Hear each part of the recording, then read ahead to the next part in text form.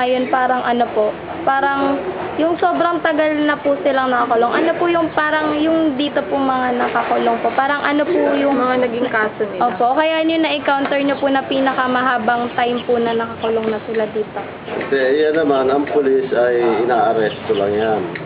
Pagka halimbawa, inaresto, depende sa kaso nila. Pag inaresto namin yan, ay i-inquest sa piskal. Ang piskal, ikukulong sa police station, di ba? Ang tawag sa kulungan namin,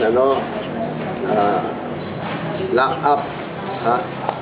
Ibig sabihin ng lock up, yung kinukulong dyan, yung mga isasampa pa lang ang kaso.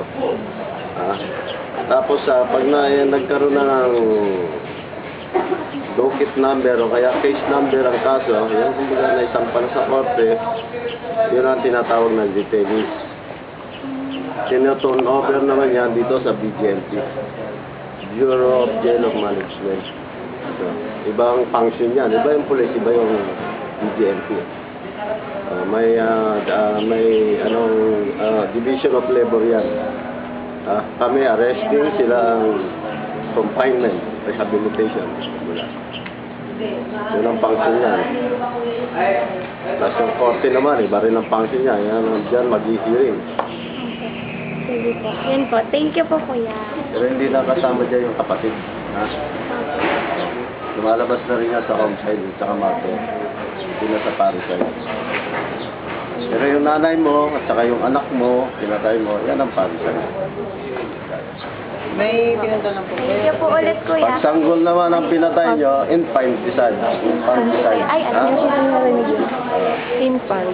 Kuya, di ba sabi mo may homicide ka? Hindi usually po may na-encounter na po kayo yung mga nag-gangster po na kukulong. So, lahat yan na-encounter namin dito.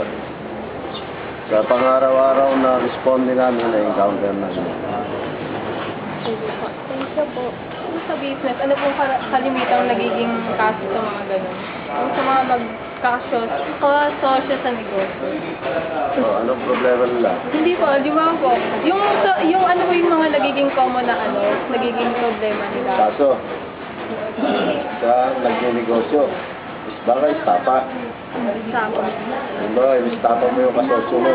Opo. tapos yung mga natalbog na checking. Kaya fraud, yung panlalo.